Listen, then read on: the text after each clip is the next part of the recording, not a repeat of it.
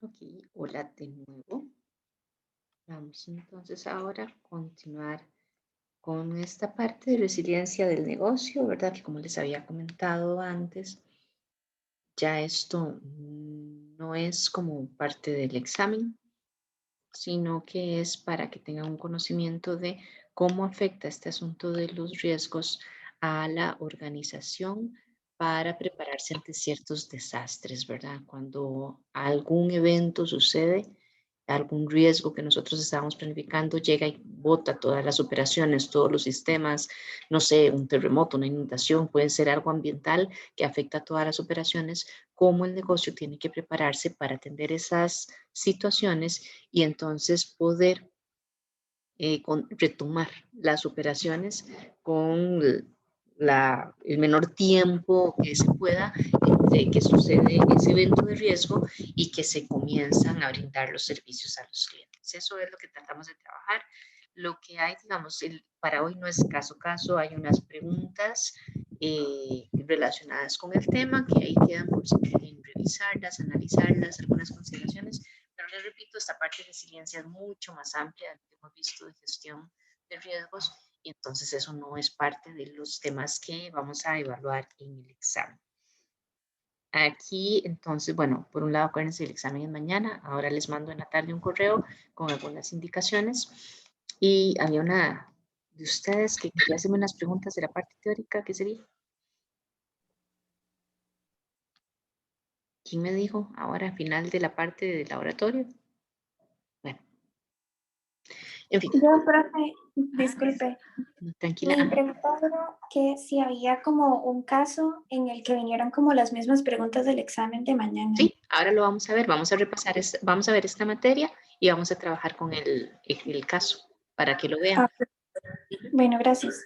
Ok, entonces esto de resiliencia, como les digo, es entonces continuar pese al desastre. Vimos que analizamos los riesgos.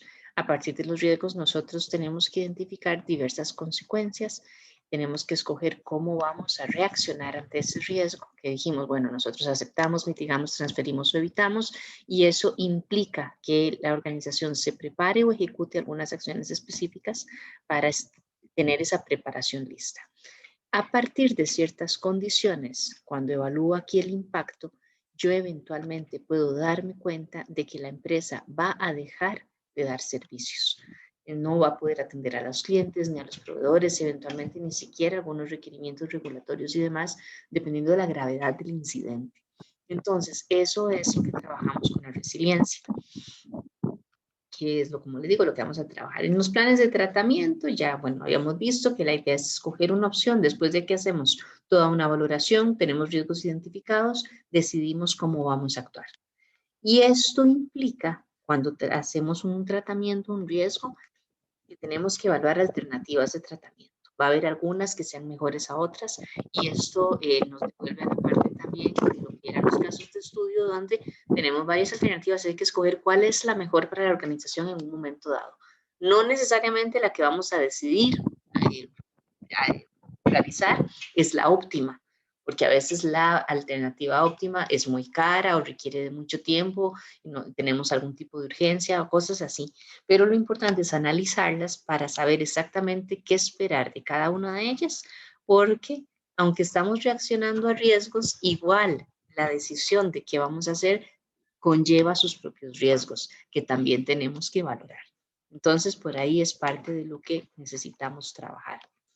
Decidir, ¿verdad? Si después de que escogemos una alternativa de tratamiento, de que ya la implementamos, si el riesgo residual que va a quedar para ese evento es tolerable para la empresa o si tengo que aún así hacer más ajustes o incluir más controles que me permitan a mí estar en una posición más estable y evaluar pues toda la eficacia del tratamiento, ¿verdad? Si ya cuando lo tengo completamente implementado y en producción, ese tratamiento me está rindiendo los beneficios que yo esperaba. De no ser así, es volver a hacer la valoración del riesgo para volver a medir el riesgo residual, ver nuevamente si es tolerable y ver si es necesario volver a hacer más controles o implementarlos o cambiarlos. Por eso todo esto es un ciclo porque nunca, nunca termina. Aún en el momento en el que yo llegue a un riesgo residual que sea aceptable para la empresa, como les he mencionado otras veces, hay variables externas que pueden afectar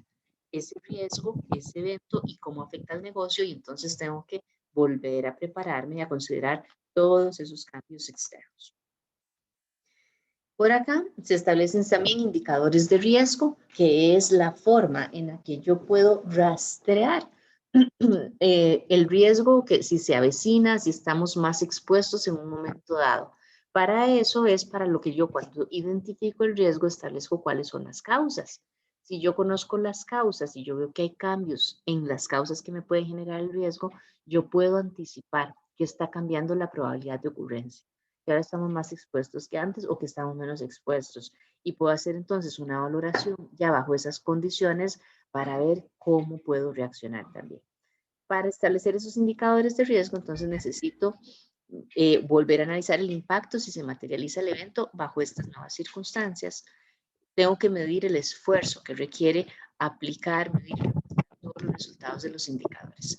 Esto quiere decir, como aquí yo estoy midiendo esas variables externas que me afectan, eventualmente va a haber momentos donde estar evaluando todas esas variables externas va a requerir de un esfuerzo que es demasiado grande para el riesgo que en sí estoy corriendo. Entonces tengo que tomar decisiones.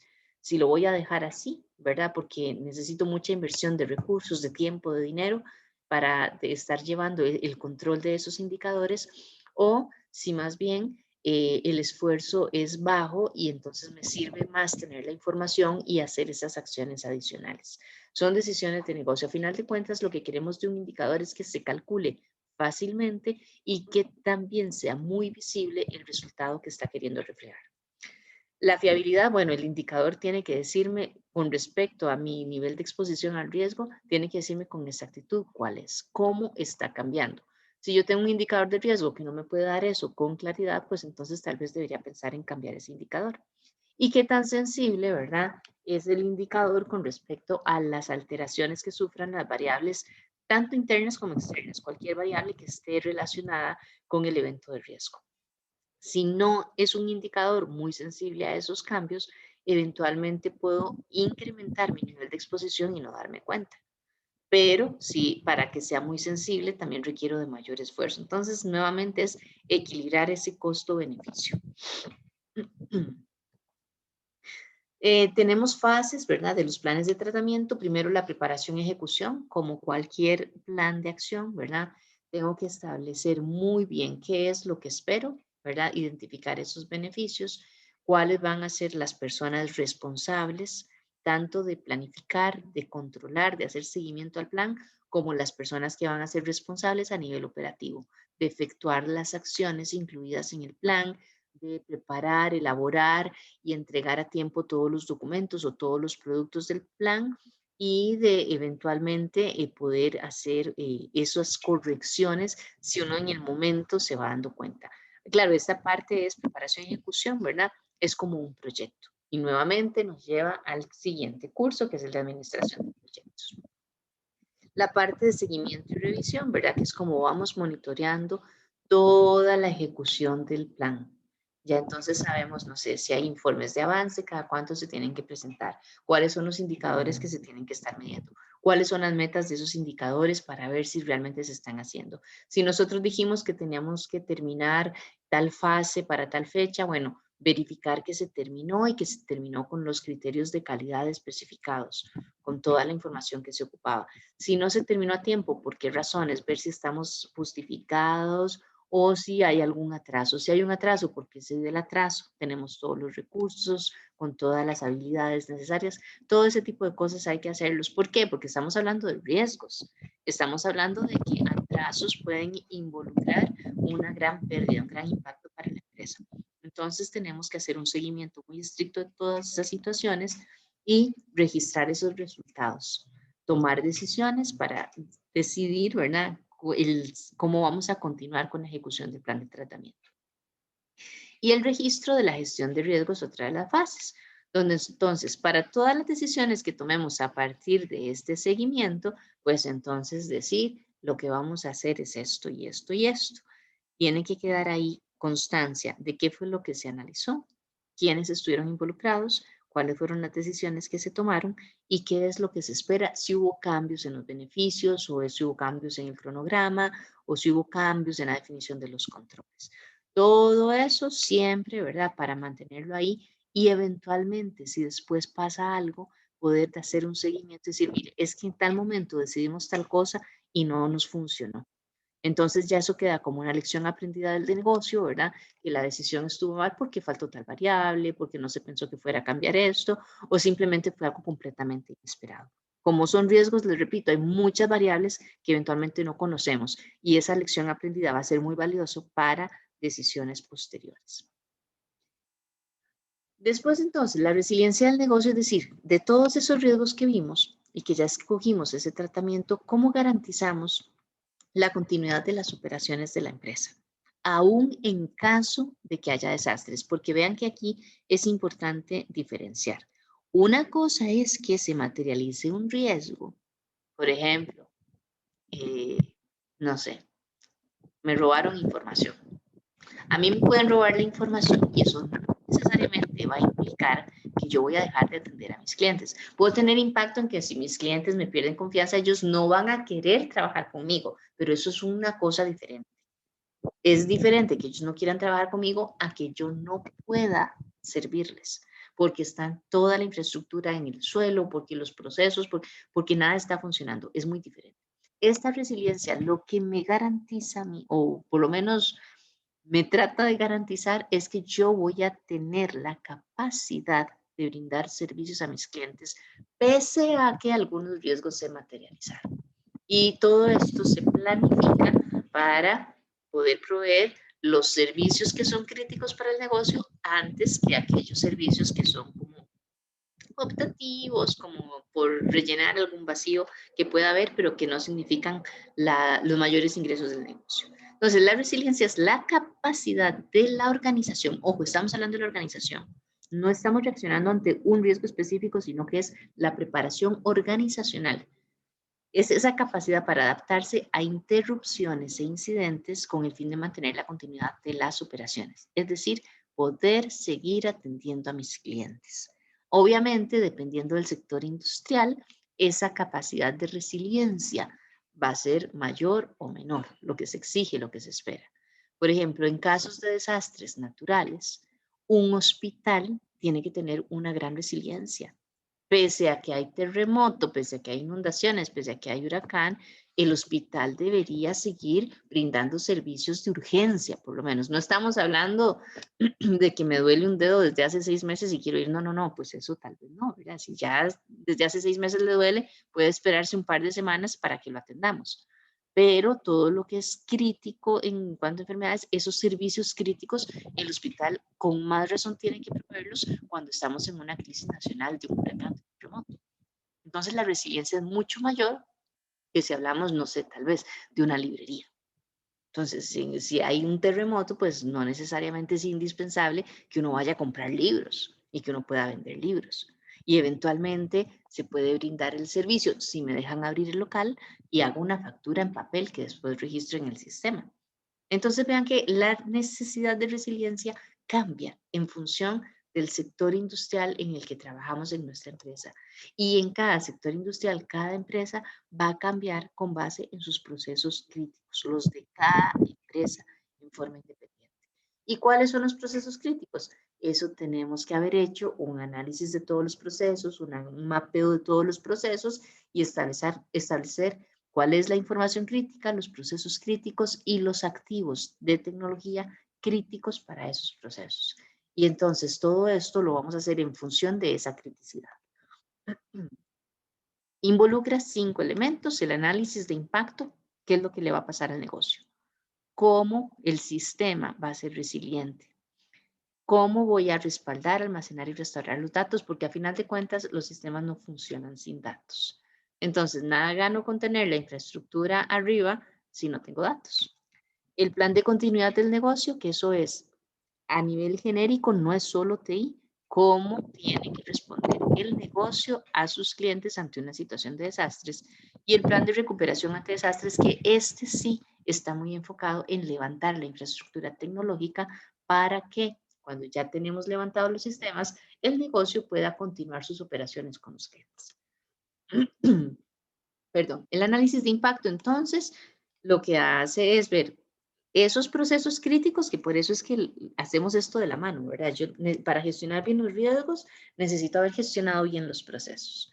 Cuando tengo esos críticos y veo todos los elementos de tecnología, todos los recursos, los activos de TI, y toda la parte de información, toda la parte de arquitectura empresarial que están relacionados con esos procesos críticos, pues entonces yo puedo establecer, bueno, si este es mi proceso crítico, ¿en cuánto tiempo yo debería recuperarlo para seguir brindando servicios?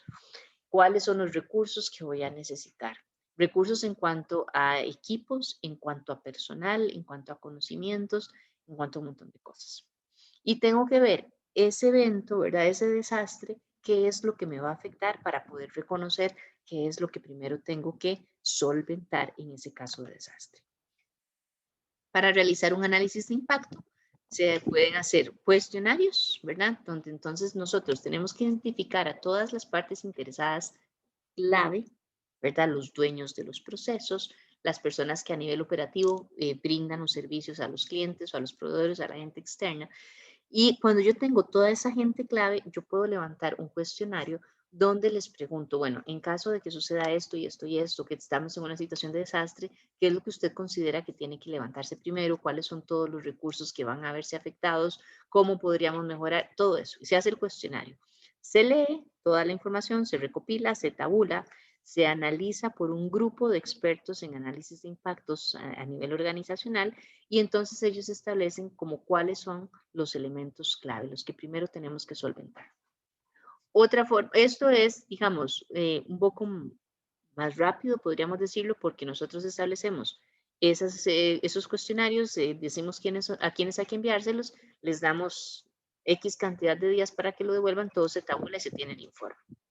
Sin embargo, cuando hacemos un cuestionario, lo que puede pasar es que hay elementos que tal vez son importantes de conocimiento de estos usuarios clave, que si no están específicamente preguntados en el cuestionario, no los vamos a conocer.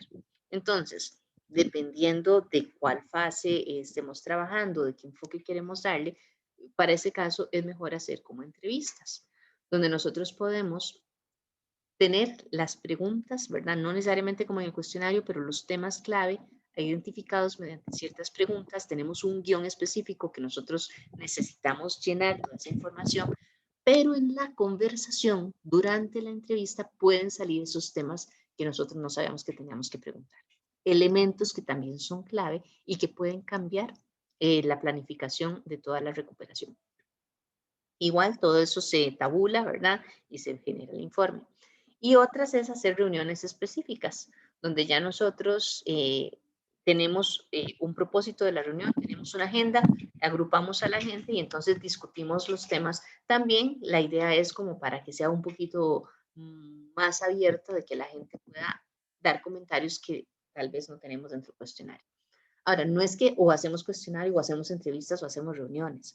Nosotros podemos establecer diferentes niveles de usuarios clave y entonces a uno le mandamos unas cosas y a otro le mandamos otras. O podemos mandar un cuestionario para todos y donde tenemos algunas lagunas, hacemos entrevistas o hacemos reuniones para otros grupos específicos. Lo importante aquí es tratar de recopilar toda la información y, de nuevo, la clave es identificar a estas partes interesadas.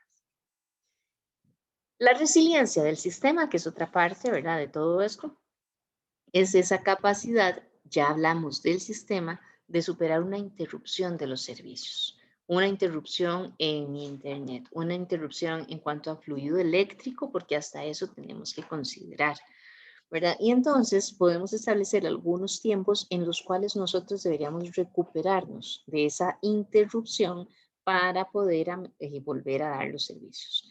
La resiliencia del sistema se basa en dos áreas específicas, todas las aplicaciones de software, ¿verdad?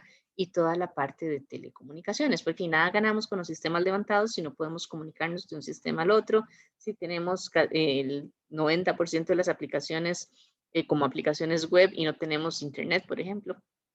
Entonces son como las dos ramas principales que se trabajan y se analizan ahora. Para aplicaciones hay un sistema, ¿verdad?, que se llama el clustering.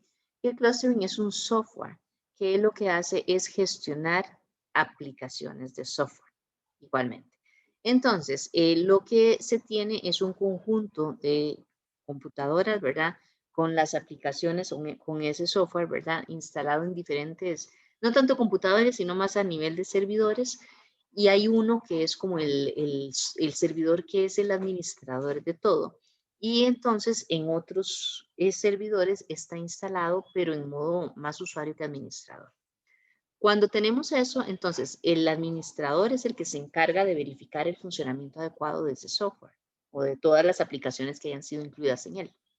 En el caso de que se detecte alguna anomalía en ese servidor, entonces puede hacerse en forma manual o puede configurarse para que sea en forma automática. Otro de los servidores asume el mando, asume la administración. Entonces, aunque haya uno que me está fallando, otro, al asumir ese control, tiene los servicios funcionando. Entonces, la idea es que esto sea muy transparente para los usuarios y que tengamos esas condiciones donde se hacen los cambios y se sigue la continuidad de las operaciones, no se detiene en ningún momento. Claro, todo tiene un costo, ¿verdad? Y depende de cuántos servidores yo tenga. Y también me van a decir, bueno, ¿y si fallan todos los servidores? Bueno, si fallan todos los servidores, ahí sí estamos en un desastre completo y siempre deberíamos tener un plan adicional, algún proveedor externo o alguien. Claro, ya ahí sí se va a sentir en la entrega de los servicios, los clientes se van a dar cuenta de que algo pasó, pero puede ser algo pasó porque yo estaba trabajando y no me dejó y a los 5 minutos sí me dejó hacer algo. Eso es muy diferente a tengo 48 horas de que no puedo hacer algo. Entonces, ahí hay que medirlo. Como les digo, esta es una forma para las aplicaciones, es lo más común. Y las redes de telecomunicaciones, bueno, considerando todo lo que son circuitos de voz, ¿verdad? Todo lo que son las conexiones de las redes, los métodos de transmisión y demás. Y que no se nos olvide, fuentes de energía. Como les decía antes, si yo me quedo sin electricidad, no importa si ya levanté todos los sistemas, si no hay electricidad, la computadora no funciona. Entonces, tengo que pensar, bueno, si no tengo electricidad, voy a tener una planta, puede ser una planta gas o combustible, no sé, lo que sea.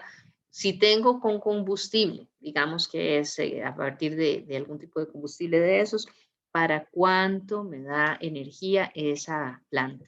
Decía, bueno, tengo para 24 horas. Bueno, entonces yo tengo que pensar que si es para 24 horas y el desastre es nacional y ya tengo 20 horas y se me va a acabar el suministro de combustible para seguir generando energía para que trabaje toda mi infraestructura, bueno, entonces ¿a quién le voy a pedir? Tengo que tener algún contrato con proveedores que me satisfagan mis necesidades en esos momentos de desastre. Todo eso tiene que ser analizado. Por eso les decía que esto va más allá de riesgos identificados para una solución. Estamos hablando de situaciones realmente de desastre para una empresa. Después, como les decía, bueno, los datos son activos clave, entonces, ¿cómo los almaceno y cómo los respaldo y los restauro? Son elementos clave. Habíamos dicho, bueno, si tengo procesos críticos para el negocio, pues eso es la información relacionada con esos procesos críticos debería ser la información que yo tengo más respaldos y que adicionalmente puedo restaurar, devolver, ¿verdad? De volver a subir en las bases de datos lo antes posible. Entonces, perdón, la resiliencia del almacenamiento de datos, ¿verdad? Se hace usualmente, ¿verdad? Con esto que se llama el conjunto redundante de discos independientes, RAID. Esto es por las siglas en inglés. Donde esto, no sé si lo han visto, son como unas torres como de discos duros, donde entonces hay varios discos duros que están trabajando, que se relacionan, ¿verdad? Entre sí, dependiendo de las características de la información que esté almacenando ahí y de la criticidad de los procesos que están relacionados con eso, pues entonces yo puedo tener esos arreglos de discos duros donde se trabaja en todos a la vez, se tienen copias. Entonces, si uno de los discos falla, yo sé que tengo la información en otro disco. ¿Cuántos discos voy a tener así? Bueno, todo eso implica dinero. Entonces, tiene que justificarse muy bien y eso se justifica muy bien nuevamente bajo la criticidad de esa información. Si un disco falla, hay discos que pueden resolver eso. Si eventualmente no los tengo en espejo, como que todos tienen la misma información, eventualmente lo que tengo que restaurar es alguna de los datos, algunos de los datos de los que hice algún respaldo. Entonces, la política del respaldo también tiene que estar asociada con la criticidad de esa información. Si yo tengo, como les decía antes, información tal vez de la bolsa de valores y la información, yo no puedo perder ni un minuto de información, entonces yo debería hacer respaldos cada minuto. Entonces necesito que haya mucha duplicidad de datos ahí trabajando. Pero si son elementos que cambian mes a mes, pues entonces yo puedo tener respaldos cada 15 días, cada 3 semanas, eventualmente hasta cada mes, y no voy a perder mucha información. Entonces, ¿qué tantos discos necesito, verdad? Porque todos tienen un costo asociado, pues va a depender de la criticidad, no solo de la información, su criticidad para el negocio, sino de qué tanto se mueva esa industria, ¿verdad? En la que trabaja la empresa.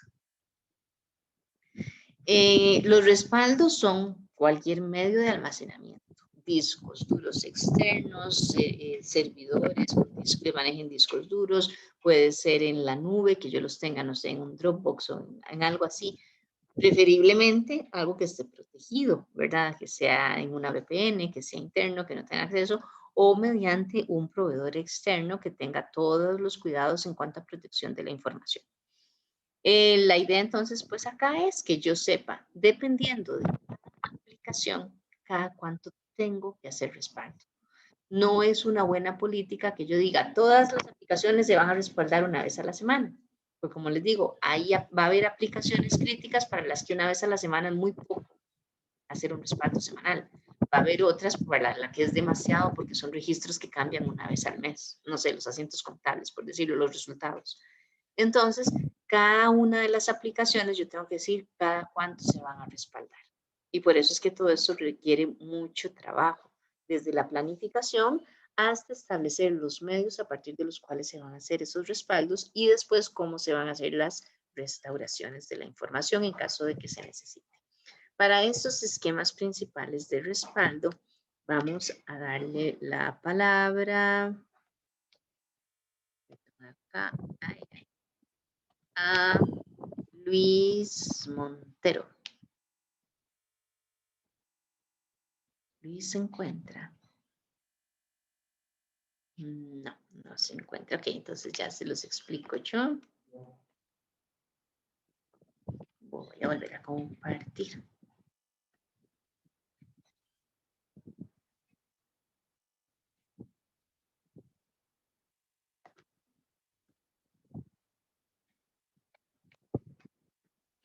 Entonces, estos son los 3 principales esquemas de respaldo. Cuando yo hago un respaldo completo, significa que yo lo que hago para una aplicación específica, acuérdense que esto lo vemos por aplicaciones. Yo respaldo todos los datos cada vez que hago un respaldo.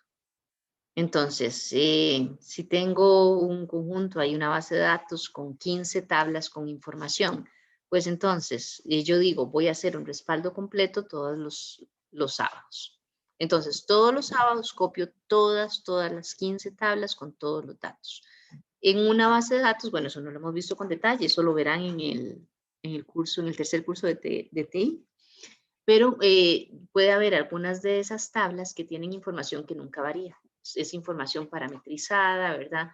De, no sé, por ejemplo, los tipos de usuario que hay en una empresa. Eso se mantiene bastante estable. Pero si hago completo, pues entonces siempre se va a almacenar información que no cambie.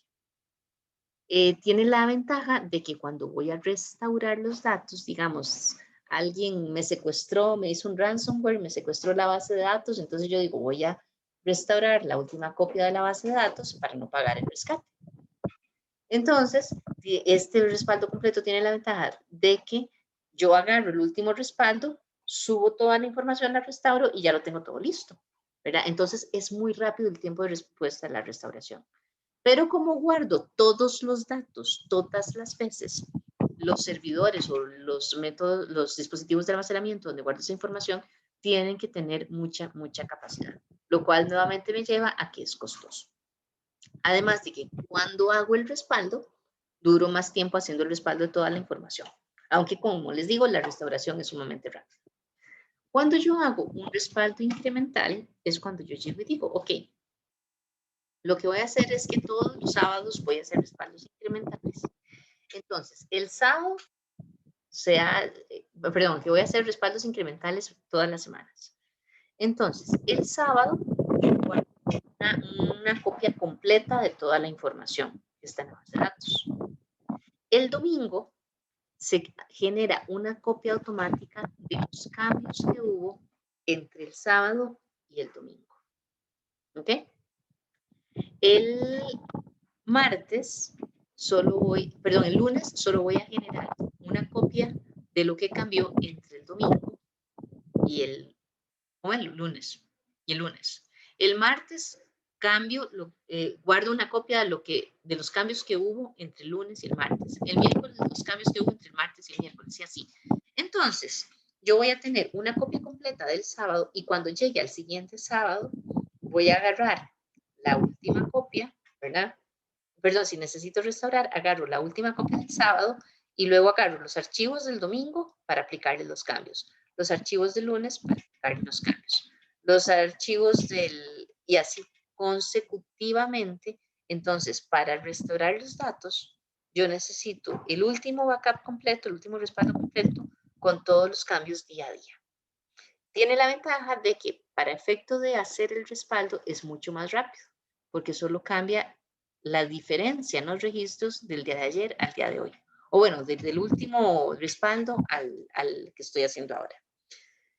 Para montar los cambios, sí se necesita más tiempo para hacer la restauración, porque tengo que ir aplicando todos los cambios, como les digo, uno a uno. Cada registros que fueron nuevos, que se ingresaron, registros que fueron actualizados, registros que fueron eliminados, y tiene que hacerse en el mismo orden para que no se pierda la integridad de la información. Cuando tengo el respaldo diferencial, lo que hago es que entonces yo tengo igual, los sábados genero la copia completa de todos los datos.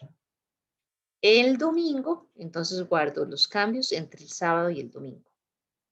El lunes guardo los cambios entre el sábado y el lunes. El martes entre el sábado y el martes. Entonces, a final de cuentas, ¿cuándo voy a restaurar? Ocupo el último respaldo completo, que sería el del sábado, y si estoy restaurando un viernes, pues entonces el respaldo que hice el jueves, el día anterior. Y con eso ya quedan todos los cambios restaurados y queda la base de datos. Entonces solo vamos a tener dos archivos, el del completo y el de los cambios que hubo desde el último respaldo completo. Entonces esa es más o menos la forma en la que se trabaja. Este diferencial es más rápido que el incremental, pero es más lento que el completo para la restauración. Pero como les digo, el completo es el que requiere más tiempo durante la operación de respaldo. ¿Tengo que decidir qué voy a hacer en cada una de las aplicaciones? Sí.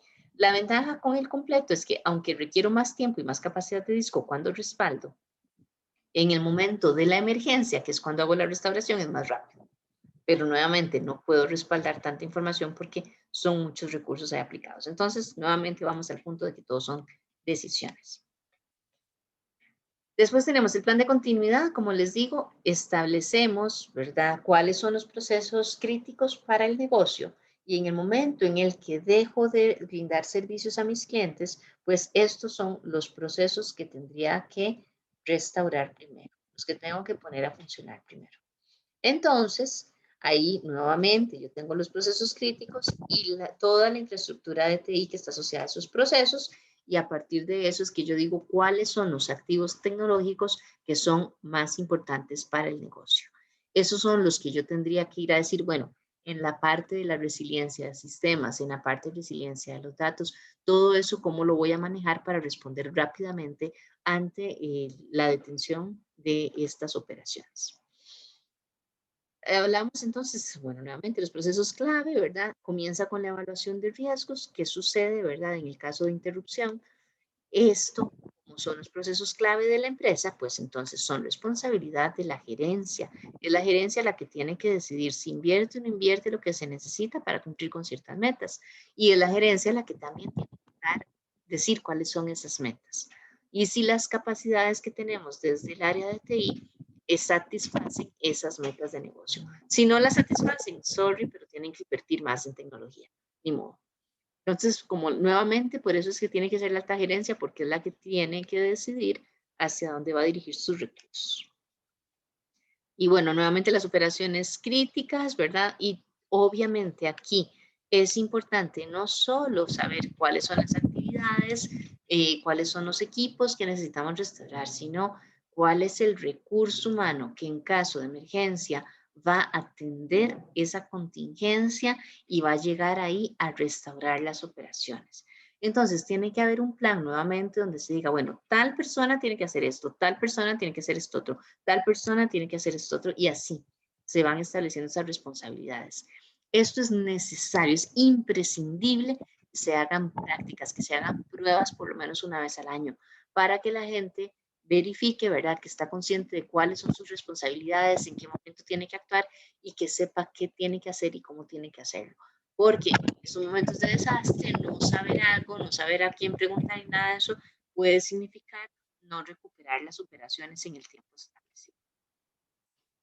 Y el plan de recuperación ante desastres, ¿verdad?, que es el que trabaja meramente con la parte de servicios de cómputo y de comunicaciones.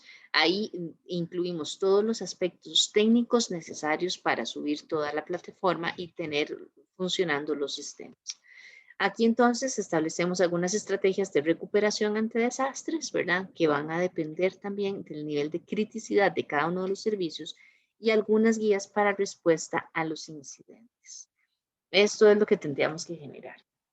Entonces, conceptos generales que son importantes comprender.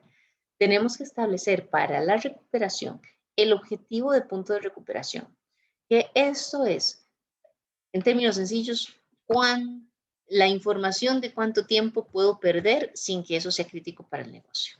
Entonces, como les decía antes, si estoy en la bolsa de valores, yo podría perder el último minuto de operaciones y tal vez no sea crítico, pero si pierdo 2 minutos ya estoy mal. Entonces, yo puedo perder 1 minuto de operaciones, el respaldo de la información debería ser cada minuto. Porque entonces, si pasó en el segundo 30 segundos, y eso es aceptable para el negocio. Pero no puedo perder 1 minuto y 15 de información de todas las transacciones que sucedieron en ese tiempo. Entonces, esto se establece a partir de esos procesos que son críticos para el negocio. Y el objetivo de tiempo de recuperación lo que me dice es, ok, desde el momento del desastre, ¿cuánto tiempo yo puedo estar sin trabajar? Eso significa desde el momento en el que ocurre el desastre hasta el momento en el que yo vuelvo a brindar el servicio. ¿Cuánto tiempo puede pasar? Entonces, a partir de eso, yo tengo que planificar las estrategias de recuperación, ¿verdad? Y entre más cercano estén estos dos objetivos al momento del desastre, más caro me va a salir.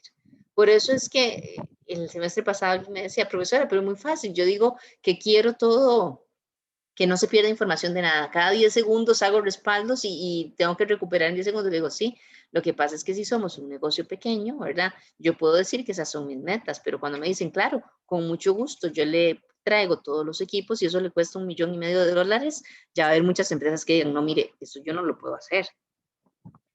Yo no puedo pagar $1,500,000 para tener esto en caso de que ocurra un desastre, que lo más probable es que nunca ocurra. No puedo invertir eso. Entonces, por eso es importante que conozcamos nuestro negocio y que lo hagamos realmente a las necesidades que tenemos. No por gusto, no porque decimos que es más fácil, no, no. Los numeritos allá hablan. Entonces, esto nos lleva a este esquemita donde decimos, si esta interrupción es el momento en el que se materializa el riesgo, vean que aquí hay algunos ejemplos. El punto de recuperación, perdón, ¿verdad? Si yo necesito mantener datos que no se pierdan datos de más de 1 hora, pues entonces estoy más cerca de acá. Eso implica que esto es más caro de lograr. ¿Cómo lo puedo lograr? Teniendo replicación de datos en espejo o una replicación en tiempo real. Eso es decir, yo tengo mi servidor donde estoy trabajando, donde estoy registrando las transacciones y tengo uno que tiene exactamente lo mismo al segundo. O sea, la diferencia que hay entre la información del servidor base y la del servidor de recuperación es el tiempo que duro transmitiendo los datos del uno al otro. Entonces, eso es caro. Ahora, yo puedo hacerlo en el sistema crítico de toda la empresa, pero ya pensar en que lo voy a hacer en todos los sistemas ya es completamente irreal, ¿verdad? Es demasiado caro para el valor que voy a generar. Igual acá, este clustering, lo que les mencionaba antes del software, ¿verdad? Que hay un servidor que es el que funciona como administrador y los otros pueden asumir alguno de ellos la administración cuando falla el administrador. Pues entonces tenemos diferentes modalidades. Está el clustering activo-activo, que eso significa que aunque yo tengo varios servidores y hay uno que es el administrador, todos los servidores ya están configurados para ser administrador. Solo esperan como que les digan, ahora es su turno para decir, tomo el control y hago todo. Esto es lo más rápido, también es lo más caro. Yo puedo hacer un clustering activo-pasivo donde el que está activo es el servidor del administrador. Los demás tienen software instalado, pero hay que hacer cierta configuración para que asuma la administración de todo. Entonces, ya el tiempo en el que van a recuperarse es mayor. Ya no estamos hablando de que en 1 hora, estamos hablando de 4 horas. Entonces, obviamente, puede ser que la empresa me diga, sí, no, yo en 3 horas es que tengo que tener eso listo, genial, entonces podemos hacerlo aquí. Esto es más barato, ¿verdad? Que el clustering activo. Y así para cada una de las diferentes opciones que tengamos.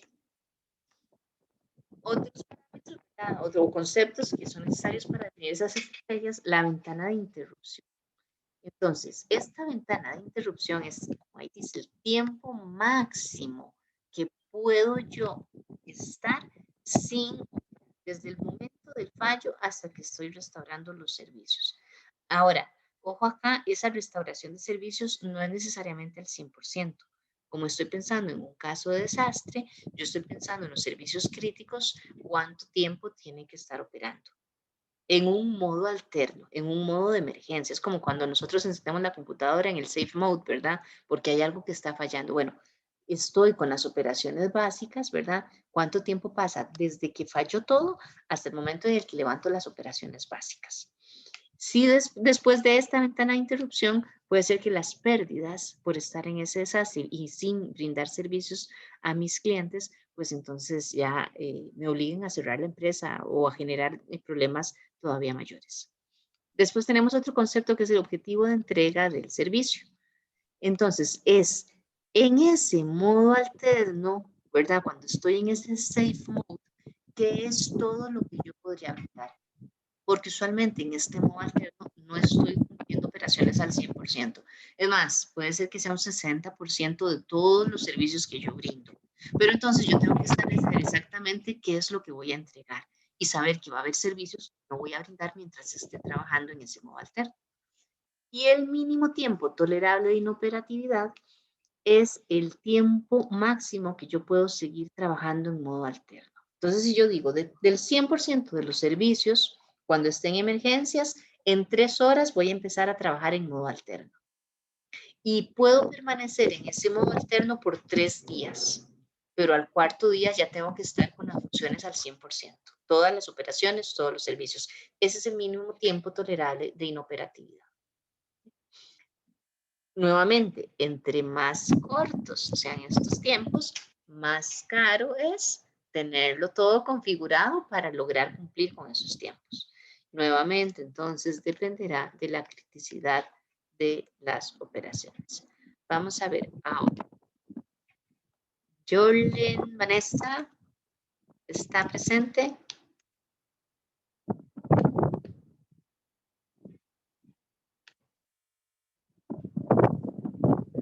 No. Ok. Acérqueme aquí. Presento.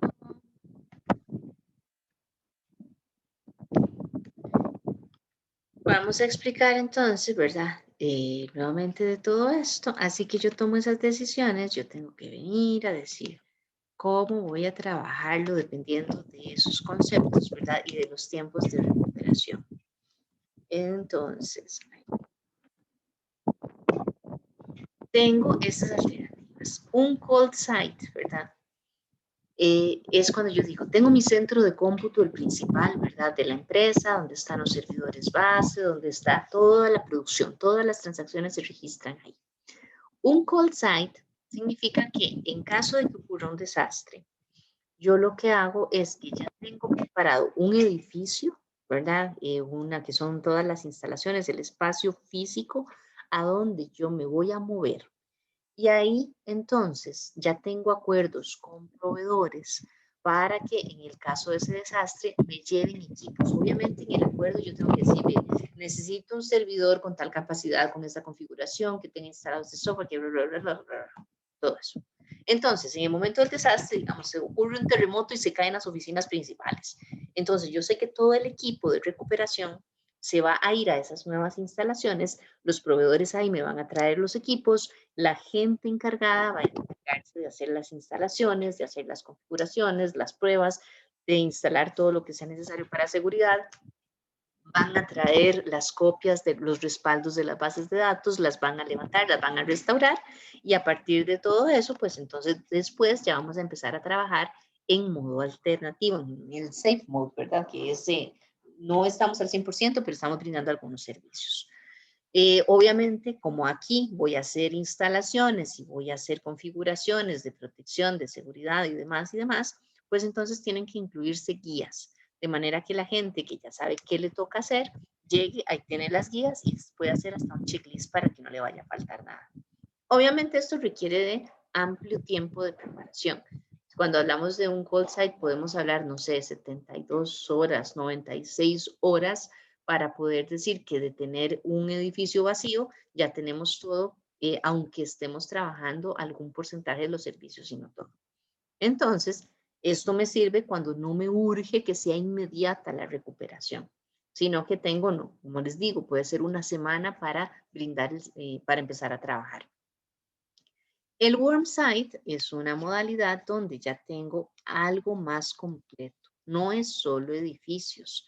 Puede ser que ya tengo algunos equipos ahí instalados, ¿verdad? Con algunas configuraciones. Tal vez los equipos no sean tan complejos ni tengan todas las capacidades o todas las configuraciones, pero ya es una base.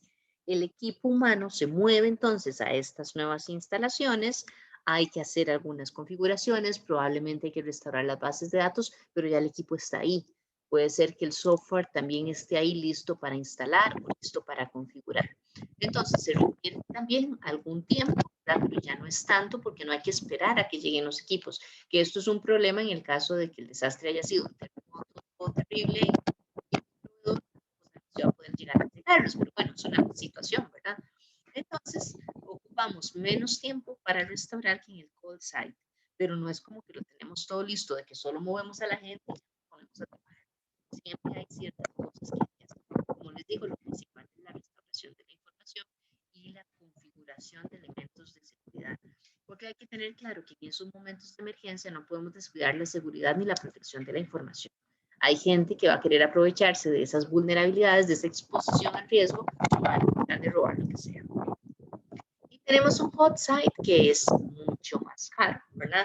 Porque el hot site ya es como una copia del centro de cómputo principal en otro lugar. Obviamente, pues tiene que estar alejado, ¿verdad? Porque si estamos en edificios adyacentes, bueno, si hay un terremoto donde se cae un edificio, probablemente el otro también, si no se cayó, va a estar en alto riesgo y ni siquiera me van a dejar acceder a las instalaciones. Pero la idea es entonces que en el hot site todo está listo. Lo que tengo que hacer es mover el equipo humano del centro de cómputo principal a este centro alterno. Ellos llegan, ya tienen todas las instalaciones, todos los equipos, todo configurado. Probablemente ya mientras se desplaza la gente, hay personal que trabaja en ese centro de cómputo alterno que va a ir restaurando las bases de datos que sean necesarias y entonces cuando llegan los principales responsables ya levantan. Entonces se ocupa menos tiempo de recuperación. Pero nuevamente, tener todos los servidores, todos los equipos, todo el software, con todas las licencias, con todas las actualizaciones, con todo eso, pues es más caro. Entonces, como les digo, depende de la necesidad del negocio. Hay que escoger alguna de esas alternativas. Tenemos adicionalmente, para ver la última exposición de qué era, reciprocidad. Ok. Entonces aquí sigo. Hay sitios móviles, ¿verdad? Que estos sitios móviles son como estos camioncitos de comidas, esos food truck, ¿verdad? Que uno ve ahora que están de moda. digamos que es algo similar, pero estamos hablando de que es un centro de cómputo móvil. Entonces, en esos vehículos tenemos como los equipos principales, ¿verdad? Donde dependiendo del tipo de emergencia, ese carrito, ¿verdad? Ese camioncito se va a mover a diferentes zonas en donde ya hemos visto que hay buenos servicios, ¿verdad? Toda la infraestructura que se necesita en cuanto a electricidad, si es combustible, si tenemos una planta, si tenemos conexión a internet o wifi, todo ese tipo de cosas, ya sabemos hacia dónde lo vamos a mover. Entonces, ahí tenemos un poquito más restringido, obviamente las capacidades van a ser menores, pero es una forma de brindar un buen servicio, un tipo de recuperación bastante aceptable a los procesos que son críticos para el negocio. Esto hay dos modalidades, uno se puede decir, bueno, los tres sitios, ¿verdad? Bueno, la primera opción es irnos a mover el carrito a tal lugar, la segunda opción está al otro y la tercera está al otro.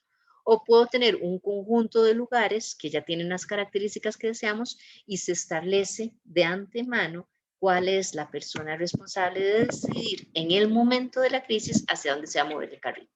Porque como no sabemos cuál va a ser la crisis, no sabemos si una zona que está adecuada va a estar inundada, ¿no? Entonces, por ahí, cualquiera de los. Tenemos sitios duplicados que hay 100% de redundancia. Es todavía más caro que el hot site, porque todo lo que sucede en el centro principal, el centro de cómputo, sucede en el sitio duplicado. Como les decía, la diferencia que puede existir entre ellos es el tiempo en el que se transmite la información de uno a otro. Entonces, es todo mantenerlo al doble, igual mantenimiento al doble, igual las instalaciones al doble, porque todos los equipos tienen que tener las mismas capacidades, las mismas configuraciones. Si se hace una actualización en el centro principal, se hace una actualización en el centro alterno, todo se mantiene igual. Y tenemos estos los acuerdos de reciprocidad, que esa es otra modalidad y esa nos la va a explicar Keiner Vargas. ¿Keiner se está? Sí, pero Ok. Voy a dejar de compartir entonces.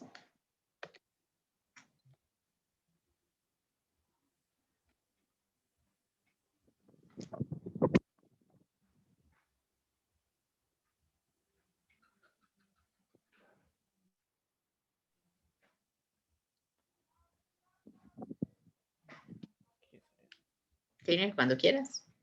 listo. A ver.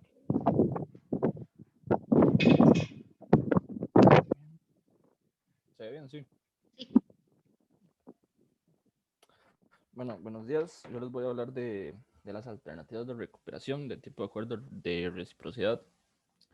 Esto se hace para estar preparados ante una situación de desastre que ocasione la pérdida de datos, la caída del sistema, las comunicaciones, o sea, todo lo que haga que la empresa no pueda operar con normalidad. Entonces, este tipo de acuerdos, al igual que los demás, los tenemos como una alternativa.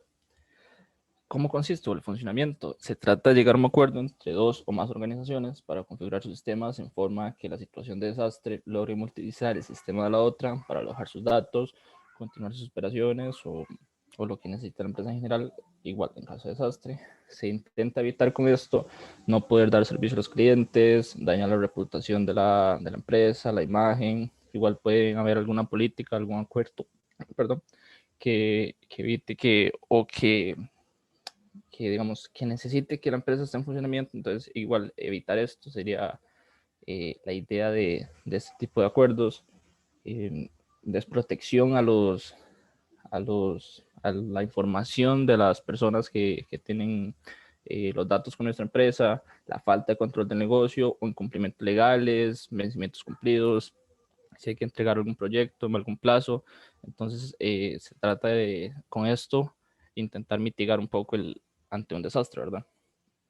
Tienen como características, se hace un plan de recuperación separando lo crítico de lo importante o asignando niveles. Se tiene que evaluar el coste de recuperación del desastre, analizar el coste-beneficio. Obviamente no, si sale más caro digamos, la solución que reparar lo que ocasionó el desastre, entonces hay que evaluar bien eso. También definir el punto de recuperación y el tiempo de recuperación para establecer cada cuánto es necesario realizar una copia de seguridad. Esto después de una actualización, alguna entrada de datos de gran volumen, algún registro importante, Definir las copias de seguridad es importante y definir cuándo se va a hacer para evitar tener una pérdida importante de datos. Y es usado con menos frecuencia por las empresas.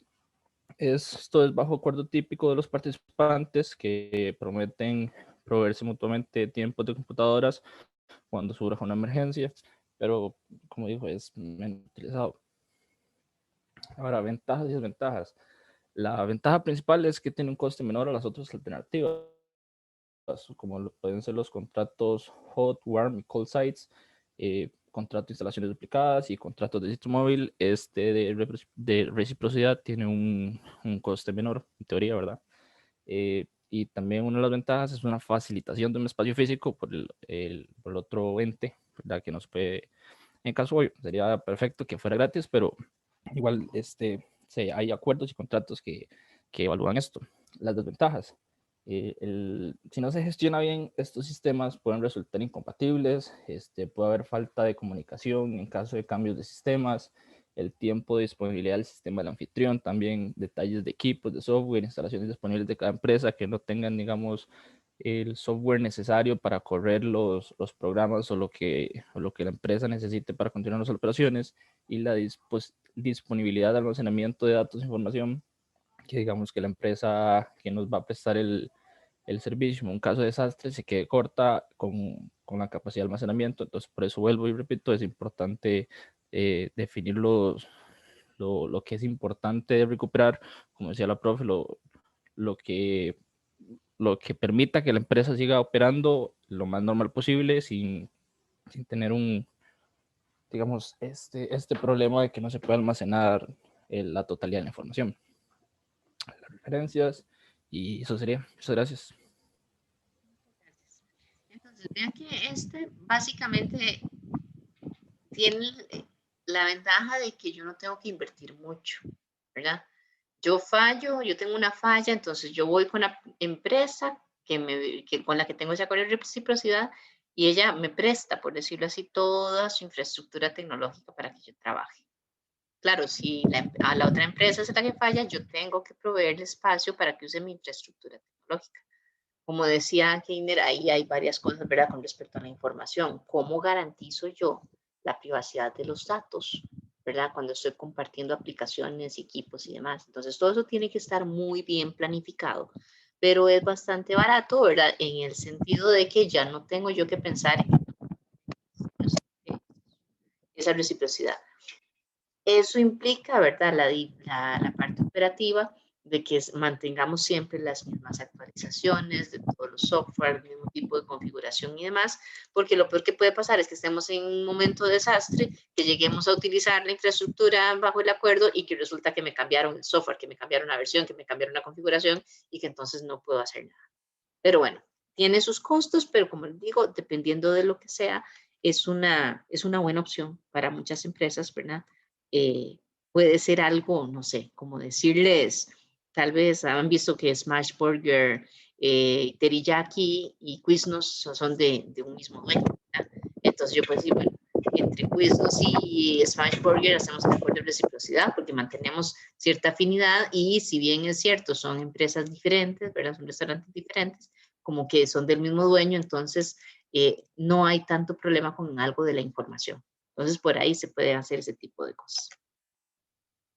Bueno, y ya con eso terminamos, ¿verdad? Esto, como les decía antes, voy a compartirles para enseñarles por aquí.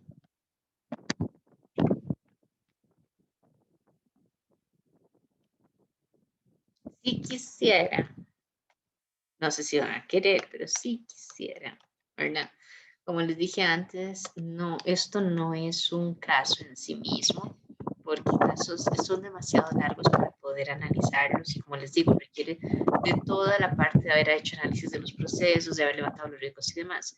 Pero aquí hay algunas preguntas, ¿verdad?, relacionadas con todo este asunto de resiliencia del negocio que son interesantes. Esto, vean aquí, se sacó del manual de preparación de preguntas, respuestas y explicaciones para el examen CISA. CISA es el examen de certificación para auditores informáticos, es una certificación internacional.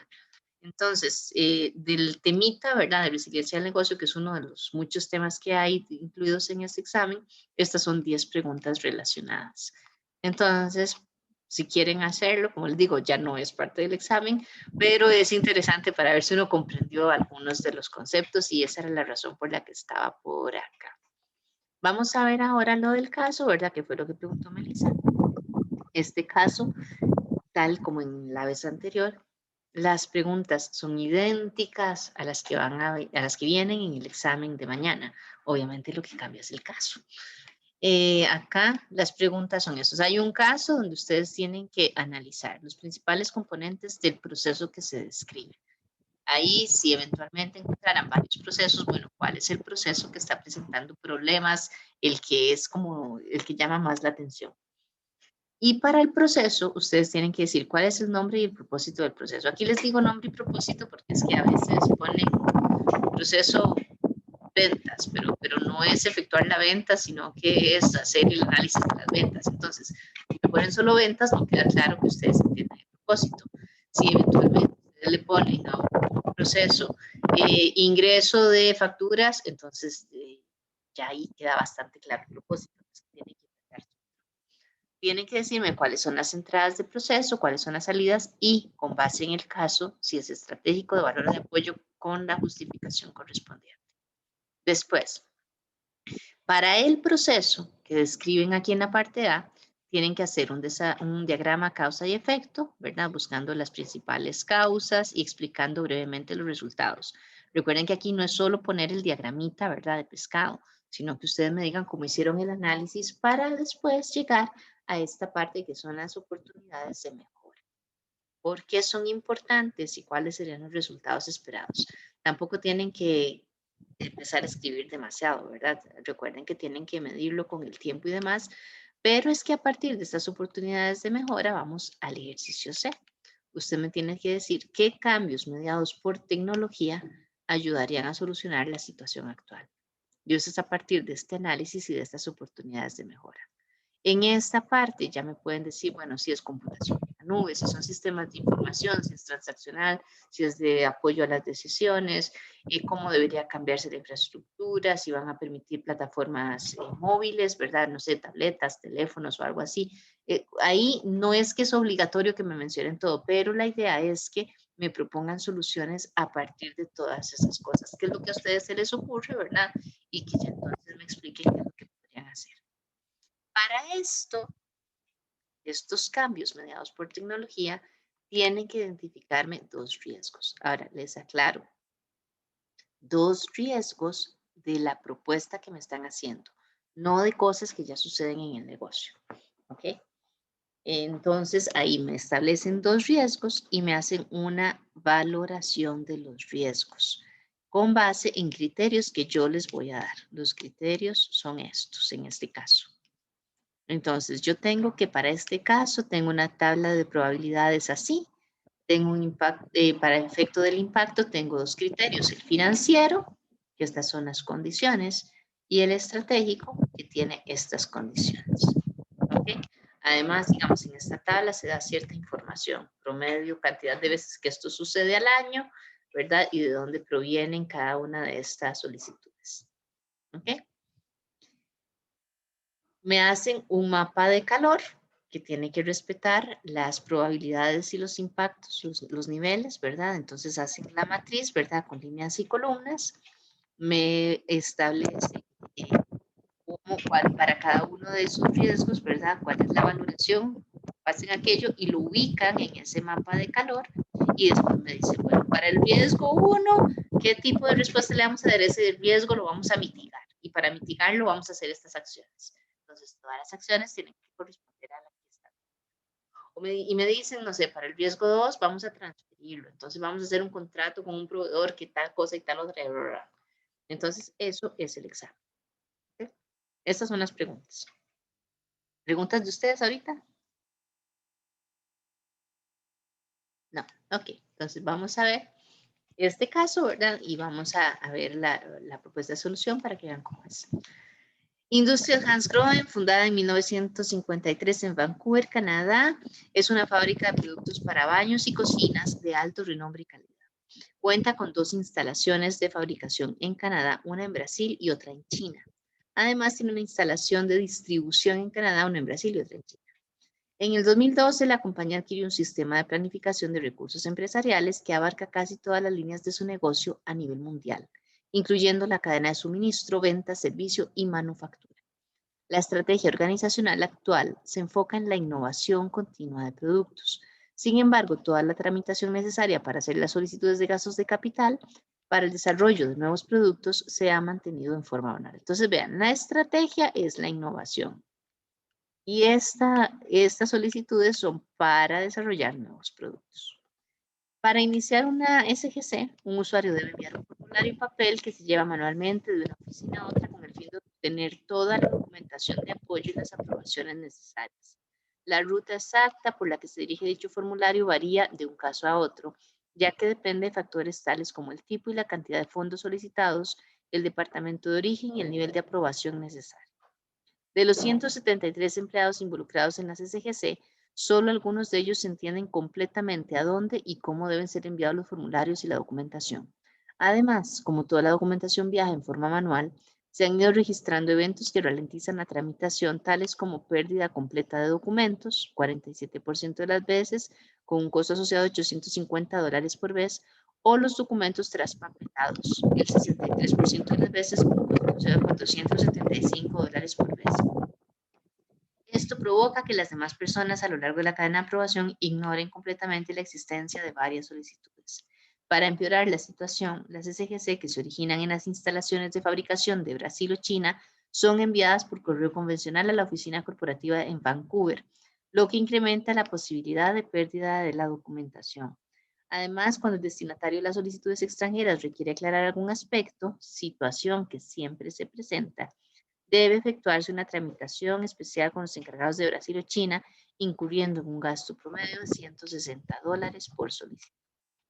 Entonces, como les decía, esta es la tabla. A partir de esto vamos a trabajar. Vamos a ver entonces cómo hacemos eso. Proceso. Tenemos un proceso aquí descrito, que es este, ¿verdad? Esto es para iniciar la solicitud de gastos y esto es toda la descripción de todo lo que pasa. Entonces, en este caso, el proceso es este, la tramitación de las solicitudes de gastos de capital. ¿Ok? Aquí no se vayan enredando en otras cosas porque aquí vea que me está describiendo qué es lo que sucede para hacer esa tramitación. Entonces, eso es el proceso en sí mismo. ¿Ok? La aprobación de solicitud de gastos de capital, la tramitación de las solicitudes de gastos de capital, lo que sea, pero algo así vea que es desde que se empieza, ¿verdad? Hasta que se finaliza. El propósito es realizar los trámites para tomar la decisión de invertir o no en propuestas de proyectos de innovación. ¿Ok? Entradas del proceso. Las entradas aquí me dicen, ¿verdad? Se tiene que enviar un formulario con toda la información. Así es como comienza. Acuérdense que elementos, ¿verdad?, que se generen en forma intermedia durante las actividades del proceso no pueden ser entradas del proceso. Digamos, si hay una solicitud de una información adicional, como aquí se describe, ¿verdad?, cuando vienen de Brasil o de China, esa solicitud de nueva información no puede ser una entrada al proceso porque es algo que sucede durante las actividades del proceso, no es algo que se tiene desde el principio. Entonces, las entradas tienen que ser los datos iniciales, en este caso los insumos iniciales con los que yo empiezo a ejecutar el proceso. En este caso, el tipo de fondos solicitados y la cantidad de fondos solicitados. Esa información es base.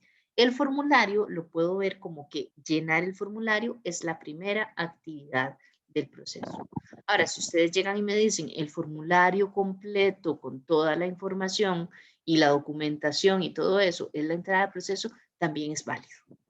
Acuérdense que esto hay varias formas de analizarlo. Lo que les repito es, no me vayan a incluir resultados de actividades del proceso como entradas. Salidas del proceso. La decisión, ¿verdad? Porque vean que aquí me lo está diciendo.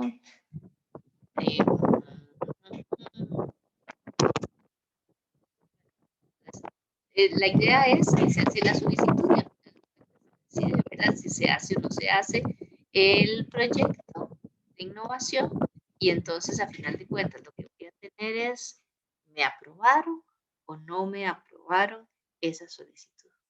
Es una decisión. No me pueden decir que el proyecto fue aprobado o que la solicitud fue aprobada. ¿Por qué? Porque si me la rechazan, no tengo la aprobación. Y recuerden que la salida del proceso siempre tiene que ser la misma. Entonces, la salida es la decisión y si se aprobó, pues entonces eventualmente la orden de desembolso del dinero, esa sería una entrada para otro proceso que es el que asigna y el que reparte, distribuye y hace transferencias de todos esos fondos. Ahora, en este caso, el proceso es estratégico de montos de apoyo. Entonces aquí podemos decir, ok, si la estrategia organizacional, porque aquí me lo dice, se enfoca en la innovación continua y esto es para desarrollar nuevos productos, podría ser estratégico. Muchas veces me dicen que sí, pero ojo que aquí en realidad este proceso en sí mismo no es el que genera la innovación, porque solo estoy pidiendo plata para desarrollar el proyecto y eventualmente no me lo van a aprobar, entonces no genere un nuevo producto. Hice una idea, la tengo ahí, pero no voy a desarrollar un nuevo producto.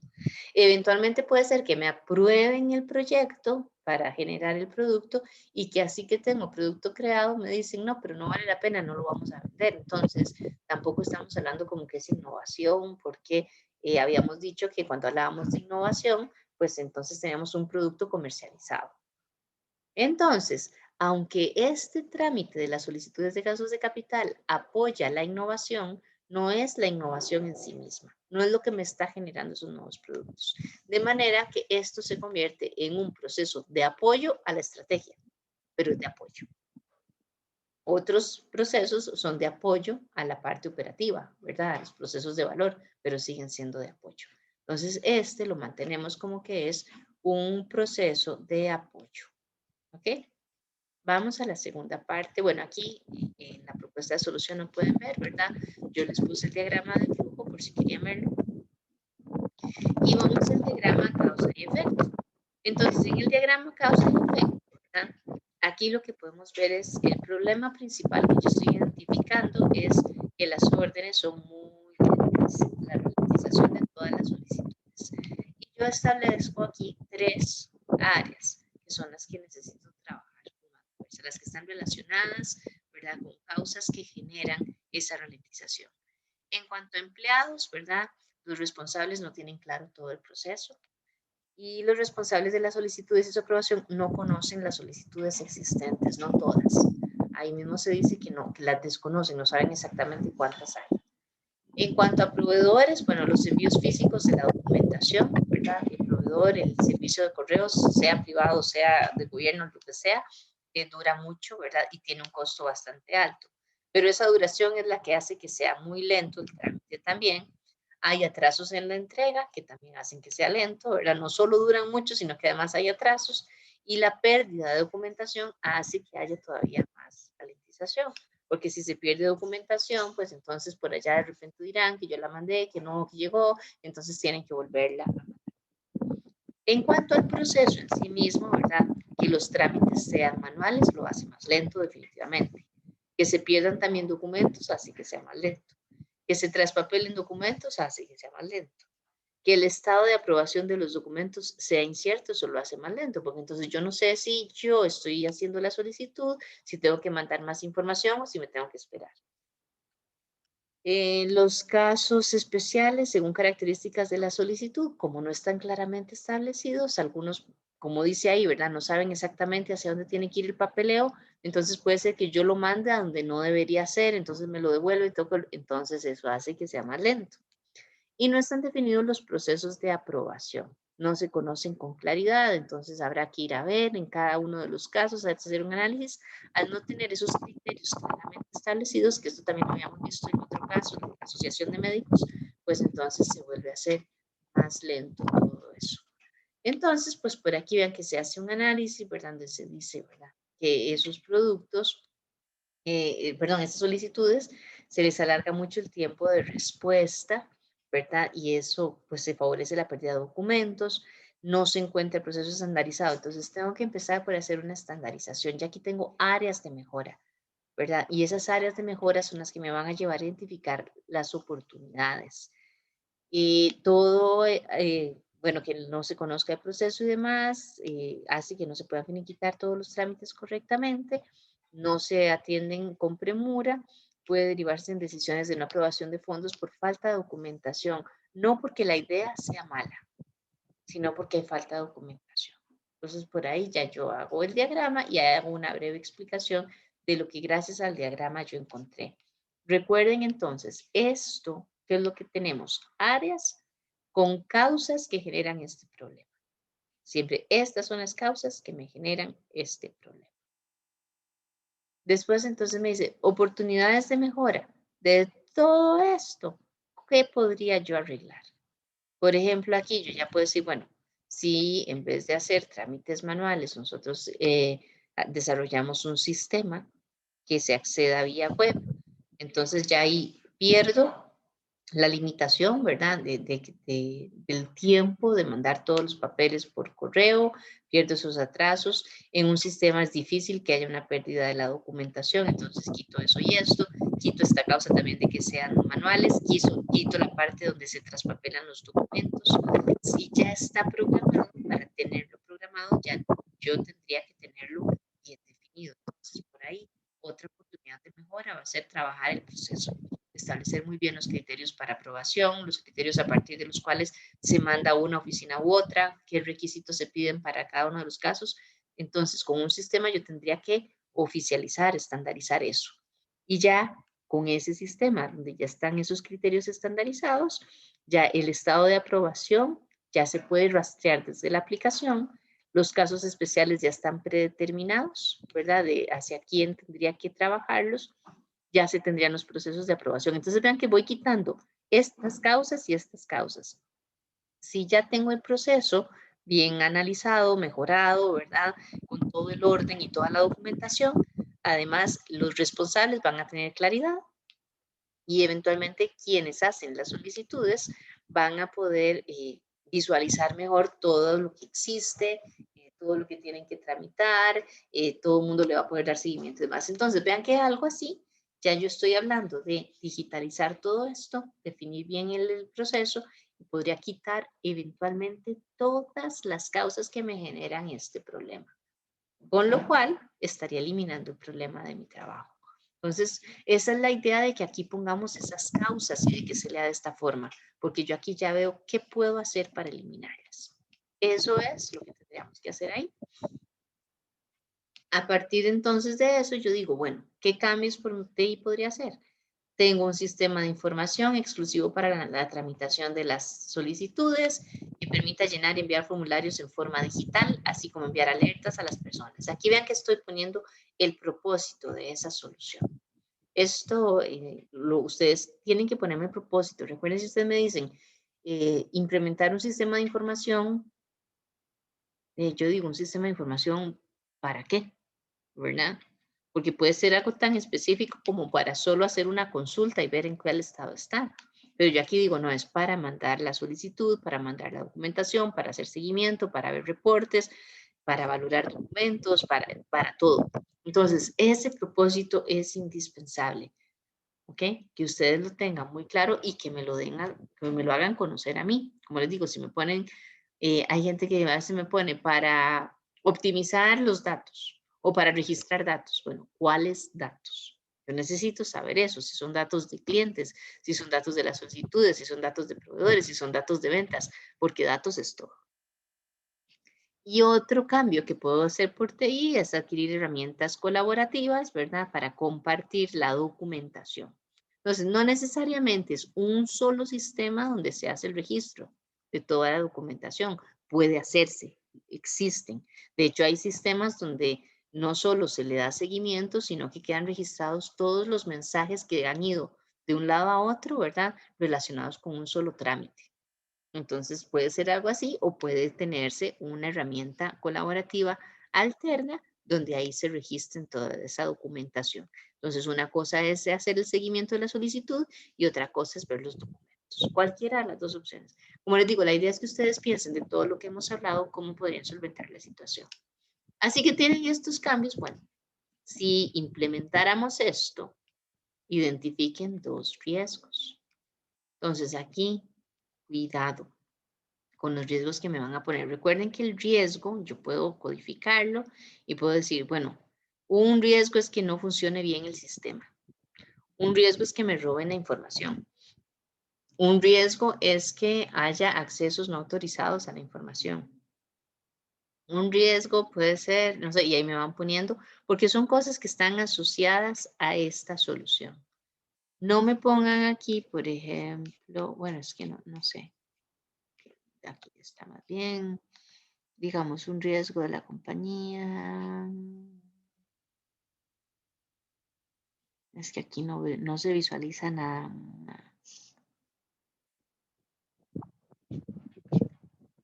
No sé, si aquí hablara de que las ventas no están cumpliendo con la meta esperada o algo así, no me vengan a poner que un riesgo es que no se cumpla con la meta de ventas.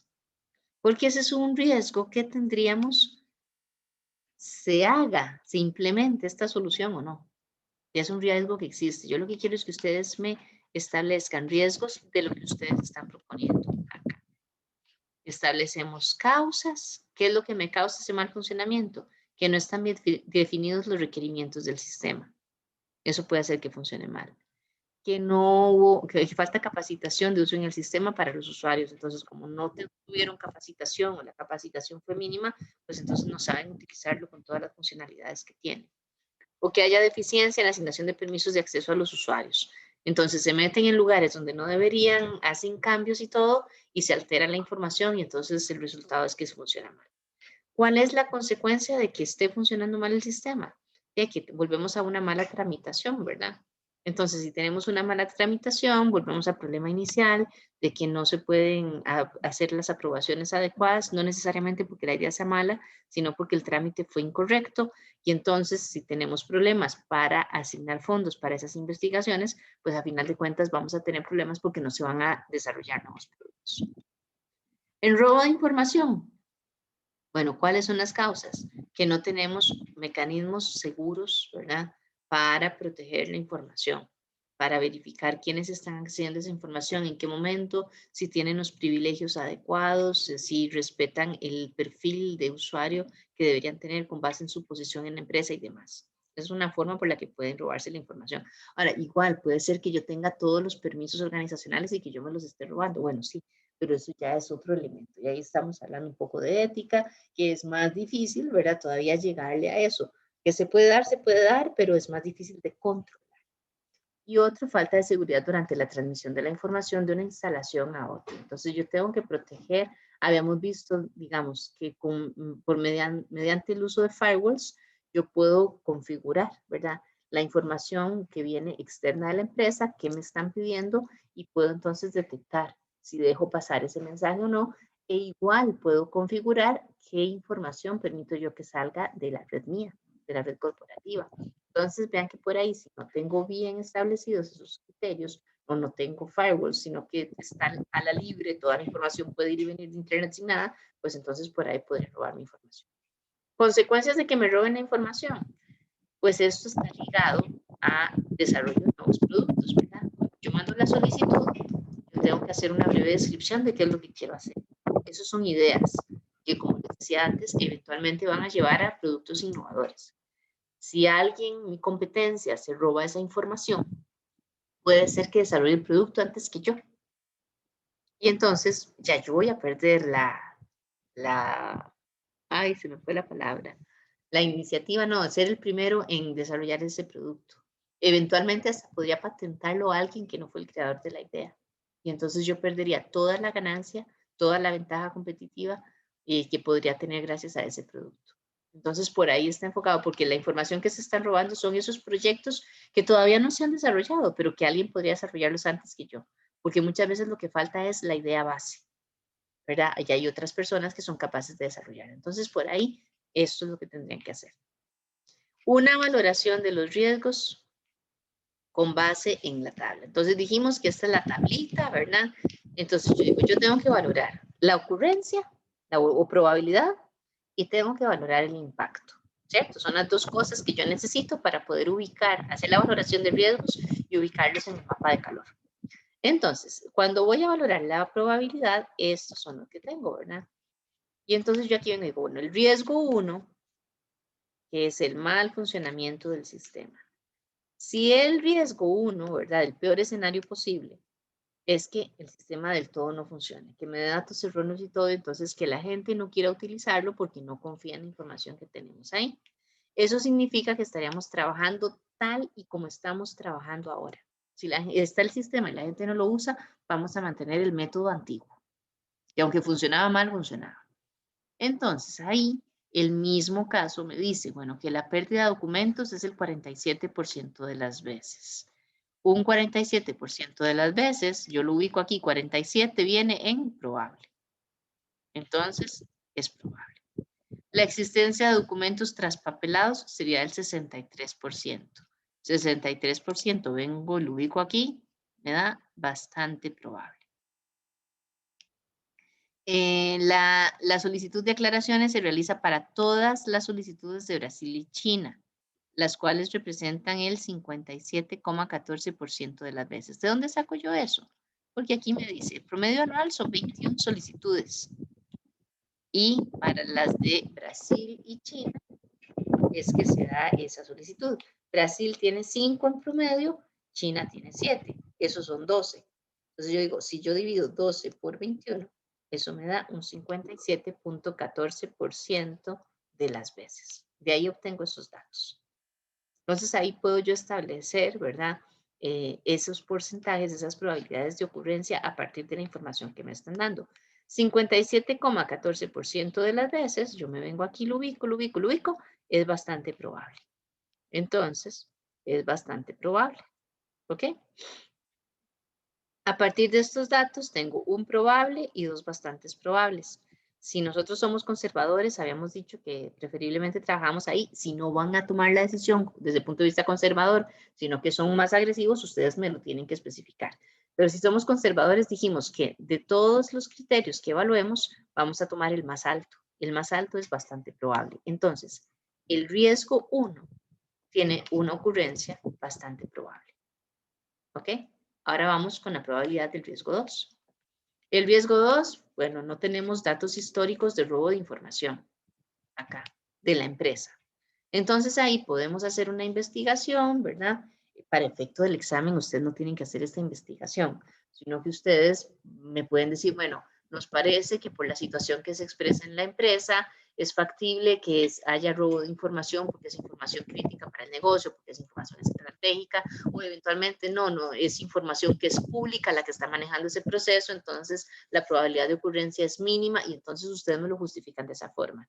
En este caso, aquí, esto se sacó del periódico financiero, de una gráfica de que ha crecido, ¿verdad? Casos conocidos, el acceso indebido a información confidencial. Así que si asumimos esta misma probabilidad, 44%, el 44% lo ubicamos aquí, cae en esto que es probable. Como les digo, para efecto del examen, ustedes lo justifican razonadamente a partir de los datos del caso.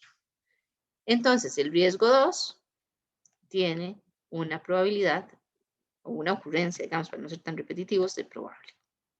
Ahora, ya tenemos valoradas las probabilidades para los dos riesgos. Vamos a evaluar ahora el impacto. Para el impacto dijimos que vamos a analizar el criterio financiero y el criterio estratégico, porque esta es la tabla que me están dando y estas son las condiciones. Tenemos 3 niveles, bajo, medio, alto en cada caso. Entonces, yo vengo y digo, para el riesgo 1, que dijimos que es que funciona mal el sistema, entonces el peor escenario posible lo vamos a ver. Vamos a ver primero la afectación financiera. Entonces, aquí para la afectación financiera, dijimos que el costo por pérdida de documentos sería de 8.389. ¿Por qué? Porque ahí me dicen que, nuevamente, estamos asumiendo que si hay mal funcionamiento, estamos en el peor escenario, nadie está usando el sistema y estamos devolviéndonos a trabajar como antes. El 47% de las veces ocurre, ¿verdad? Habíamos dicho que anualmente son 21 solicitudes. el 47% de las veces, el 47% de 21 es 9,87. Y cada vez que ocurre esto, tiene un costo de $850. Entonces, 987 por $850 me da este resultado de 8.389.50. Eso con el primer término. Lo segundo dice, el costo por la existencia de documentos traspapelados es de 6.284.25. Nuevamente nos vamos, 63%, perdón, 63% de 21. Perdón, 21 por 63% me da 13,23, que es este dato que tenemos aquí. Y ahí en el caso nos decía que cada vez que se traspapela un documento tiene un costo de 475 y de ahí sacamos esos 6.284. El costo de la solicitud de aclaraciones es de $1.918. Ocurre para todas las solicitudes de Brasil y China, las que ya vimos que constituyen el 57,14%, eso lo calculamos allá. Y que tiene, eso serían 11,99 veces al año. Hacemos la multiplicación y nos da eso. Entonces, la suma, ¿verdad?, de todos estos costos me da 16.592. 16.592 lo ubicamos por aquí y nos da que el impacto es alto. Entonces, el riesgo 1, el nivel, el criterio de afectación financiera es alto. Desde el punto de vista estratégico, seguir trabajando como se ha venido haciendo, ¿verdad? Tenemos 3 elementos. Es bajo si limita el logro de los objetivos, es medio si los perjudica o alto si los imposibilita. Entonces yo hago el análisis y yo digo, si seguimos trabajando como antes porque el sistema está funcionando mal, no pueden autorizarse o tramitarse algunas por los que ubicamos el nivel como medio. No es que imposibilita del todo el logro de los objetivos porque algunas sí se van a tramitar, pero no todas. Entonces sí lo perjudica. Entonces ahí este nivel es medio. Nuevamente, si tenemos una actitud conservadora, si este riesgo tiene un criterio alto y un criterio medio, yo tomo el mayor de los dos y entonces establezco que el riesgo 1 tiene un nivel de impacto alto. ¿Ok? Ahora vamos a ver el impacto del segundo riesgo que identificamos, que fue el robo de información. Entonces, igual no tenemos datos financieros asociados en este caso. Entonces, lo que vamos a asumir son ciertas cosas para medir el impacto. El financiero vamos a decir que es alto con base en que los proyectos de innovación asociados pueden verse altamente perjudicados si la competencia accede a la información antes de obtener ganancias por los resultados de la investigación. No podemos calcularlo acá, porque yo no tengo datos de cuál es el costo de eso. Pero yo digo, bueno, $3.000 y $10.000. Si estamos hablando de que es un proyecto de innovación que me va a generar ventaja competitiva, que esa es la estrategia de la empresa, yo podría decir que sí es mayor a $10.000. Por eso estoy asumiéndolo así. Vean que este análisis es meramente cualitativo, ¿verdad? Es de un razonamiento que estoy haciendo. Lo que no quiero que ustedes me hagan es que me digan, el impacto financiero es medio y el impacto estratégico es bajo. Y que no me digan por qué. Yo lo que necesito es que ustedes me justifiquen por qué. Aquí yo les estoy diciendo, bueno, porque yo pienso que sí sería mayor a $10.000, porque estamos hablando de estrategia de productos innovadores. Entonces, por eso consideramos que es mayor a 10.000. Y así es como hacen la clasificación. Como les digo, aquí no vamos a tener todos esos datos, pero que sea algo justificado, no solo que me pongan el resultado estándar. Igual acá no tenemos, perdón, acá para la parte estratégica es evidente que el robo de la información imposibilita los objetivos, porque ahí sí, definitivamente, si me roban la información, se van a robar la información de todos los posibles proyectos. Entonces ya yo no voy a innovar. Al no poder innovar, no puedo desarrollar mis objetivos estratégicos. Entonces, sí, imposibilita. Volvemos a lo mismo. Como tenemos una postura conservadora, tomamos el mayor, en este caso el impacto financiero es alto, el impacto estratégico es alto, entonces el impacto del riesgo 2 también es alto. Ya teniendo esos resultados, dibujamos el mapa de calor. En este caso, yo le puse que hay 4 categorías de riesgo: verde, amarilla, naranja y roja. Ustedes pueden poner verde, amarillo y rojo. Pueden cambiar los colores de las celdas, claro, con lógica, ¿verdad? No es que me van a poner improbable y bajo en verde y muy probable y alto en verde, no, ¿verdad? Con lógica me hacen la distribución de las celdas. Y entonces aquí dijimos, si el riesgo 1 es bastante probable con impacto algo, entonces bastante probable con impacto alto queda ubicado aquí. El riesgo 2 quedó probable con impacto alto, probable con impacto alto quedó aquí. Esa es la ubicación. Ustedes construyen esto, tiene 5 tipos de probabilidad, tengo 3 niveles de impacto. ¿Por qué? Porque aquí en la tabla yo les di 5 probabilidades y 3 niveles de impacto. Entonces tienen que construir ese mapa a partir de esto. Ya para terminar, entonces, ¿qué tipo de respuesta debería darse a cada riesgo identificado? Entonces, este es el riesgo 1. Entonces, el riesgo 1, que dijimos, mala información del sistema, que el sistema no funciona bien, que ese tipo de cosas. Entonces, aquí yo digo, ¿verdad? Que requiere acciones inmediatas porque es crítico. Ustedes hacen la interpretación ahí, ¿verdad? Y yo digo que yo voy a mitigar. ¿Qué significaba mitigar? Que yo voy a desarrollar acciones antes de que el evento se dé, es decir, antes de que empiece a funcionar mal el sistema, yo voy a tomar medidas para que si hay algo que funciona mal, el impacto no sea tan grande o que haya menor probabilidad de que falle el sistema, de que no funcione bien. Entonces yo digo, ¿cuáles son las acciones que tienen que corresponder a esto? Contratación de asesores en análisis de procesos que ayuden a rediseñar el proceso. A partir de las mejoras, se contratarán ingenieros en sistemas de información que logren determinar los requerimientos de información y la funcionalidad, evitando fallas por mal funcionamiento del sistema. Además de definir las interfaces de comunicación con los sistemas existentes. Vean que esto es antes de que funcione mal. Entonces estoy mitigando. Otra acción, incorporación de criterios de calidad para medir el desempeño del sistema con base en los objetivos que se desean cumplir, garantizando que se contemplan todos los posibles casos y que todos los responsables de autorizaciones reciben las notificaciones en forma oportuna. Entonces yo tengo que establecer esos criterios de calidad. ¿Qué es lo que yo espero? Por ejemplo, yo esperaría mediante un sistema de calidad, por decir, digo, un sistema de tramitación de solicitudes, que la calidad esté enfocada en que todas las solicitudes se tramitan en un periodo no máximo de un mes, por decir algo. Entonces, yo tendría que ir a verificar, ¿verdad? En el sistema si todas las solicitudes fueron tramitadas en menos de un mes. También tendría que ver, bueno, de cuántos casos se perdió información, documentación, algo así. Bueno, la idea es que se pierda información de un 1% de los casos, que eso es bastante bajo, ¿verdad? No debería perderse nada, pero digamos que para empezar. Entonces yo voy a ir a verificar ahí que no se pierda, porque esas eran las causas que me estaban generando que el proceso fuera muy lento. Entonces yo tengo que ir a verificar que mediante el sistema no se están dando esas cosas. Capacitación formal para los empleados que trabajan. Obviamente, antes de poner a funcionar el sistema, tengo que darles una capacitación.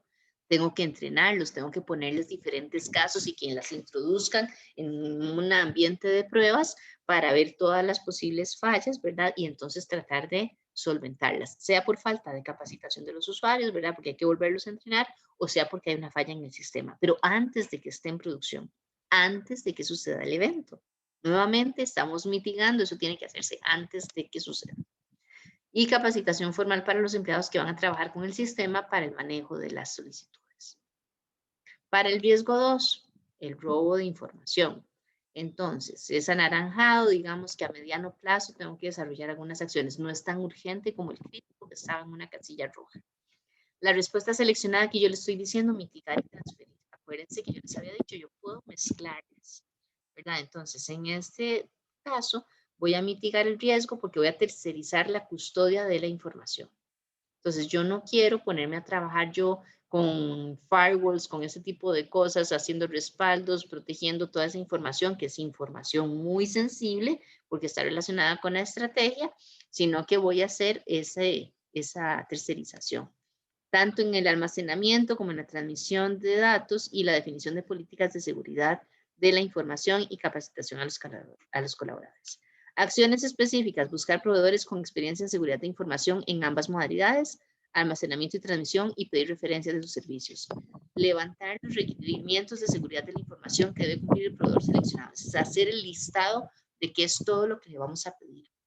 Solicitar las cotizaciones de los servicios, establecer los acuerdos de nivel de servicio, incluirlos en el contrato. O sea, qué es lo que me tiene que dar el proveedor a mí, que yo tengo que revisar que cumpla.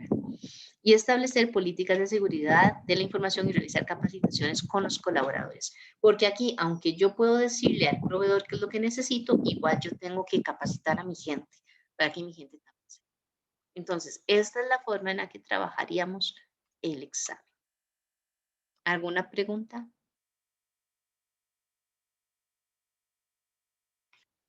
No. Ok, entonces este caso, ¿verdad? Como les digo, el caso 5D ya está disponible en la plataforma. Están por acá. Para que lo revisen con detalle si quisieran. Aquí están las propuestas de solución. Bueno, están las del tema 3, ¿verdad? Que es la parte de procesos. Y la del tema 5, que es la parte de riesgos. Y aquí dentro del tema 5 está este, que es la práctica general. ¿Ok? Aquí, por cierto, de las preguntas que les dije de resiliencia, por si querían ver lo del tema, pues ahí están las respuestas con las explicaciones de las respuestas correctas también. Como les digo, esto ya no es el tema de examen. El examen lo vamos a enfocar en lo que acabamos de hacer, de analizar procesos, oportunidades de mejora, riesgos de esas oportunidades de mejora y la valoración y respuesta a esos riesgos. Entonces, les dije, yo les mando hoy el correo con el detalle, ¿verdad? El enlace Zoom con el que vamos a trabajar. Yo voy a estar disponible mañana desde las 8 hasta las 10:30 en el enlace Zoom para consultas. A las 10:30 tengo una reunión urgente que no puedo reprogramar. Bueno, igual como no es un horario de clases, ¿verdad? Entonces tengo que asistir a esa reunión, pero hasta las 10:30 voy a estar ahí en el Zoom. Después yo los dejaría ahí trabajando. No es que me voy a salir del Zoom, sino simplemente voy a estar en mute atendiendo la otra reunión a la que fui convocada. Yo les mando el enlace ahora, igual se hacen grupos. Si alguno no puede por alguna razón atender el examen a esa hora, por trabajo, por salud, por algo así, recuerden que tienen que enviarme la justificación. La reposición está planificada para el sábado, igual de 8 a 11. Los exámenes de reposición sí son individuales, ¿verdad? Ya eso está listo en la plataforma. Aquí les muestro por si acaso de una vez. Ya tenemos en donde dice acá exámenes teóricos, aquí están los archivos, ¿verdad? Tenemos igual que la vez pasada, este es el de mañana, el que dice segundo examen parcial teórico, ahí van a poder acceder, ahí están las instrucciones con el caso y la plantilla en formato Word, donde tienen que poner sus respuestas. Para la reposición, pues también está ahí el caso, las instrucciones con el caso del examen de reposición y la plantilla para el examen de reposición. Eso se mantiene. No sé si tienen alguna otra pregunta. No. Profe, Ajá. entonces, ¿el examen de qué hora es? De 8 a 11. Ok, gracias. Sí. Igual, como les digo, ahora les mando el detalle en el correo.